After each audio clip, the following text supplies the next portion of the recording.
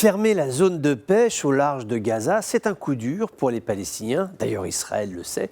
Ce n'est pas la première fois que le levier des autorisations de pêche est actionné pour exercer une pression politique. Les accords d'Oslo avaient fixé une zone à 20 000 marins. C'était la demande pour accéder aux eaux profondes qui sont riches en poissons.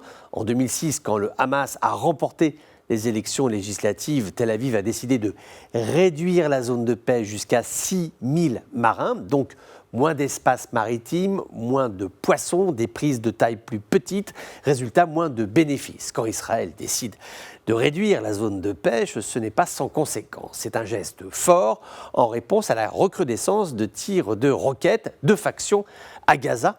Le Front populaire de libération de la Palestine et une branche des brigades des martyrs d'Al-Aqsa ont revendiqué la responsabilité des tirs de roquettes, du moins celle de la nuit de vendredi à samedi. Israël ne veut rien entendre, il tient le Hamas pour responsable des tirs de l'enclave vers le territoire israélien, l'accusant d'être de connivence avec les groupes palestiniens. En fait, c'est toujours la même histoire. Israël ne veut pas du Hamas, mais les autorités sécuritaires israéliennes savent qu'elles ne peuvent pas faire sans le Hamas. C'est un peu le principe de réalité.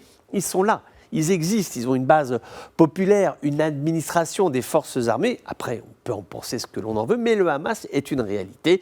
La stratégie israélienne consiste à lui mettre la pression en lui faisant porter la responsabilité de toutes les attaques, de tirs de roquettes, alors que l'on sait parfaitement que le groupe palestinien ne coordonne pas les agendas des autres groupes. Et même le Hamas lui-même a des difficultés à se faire entendre auprès, par exemple, du FPLP. Pour eux, donc, ce n'est pas si simple. Israël s'appuie là où ça fait mal, en gardant à l'esprit que chaque jour qui passe nous rapproche des élections législatives palestiniennes qui devraient être suivies d'une présidentielle.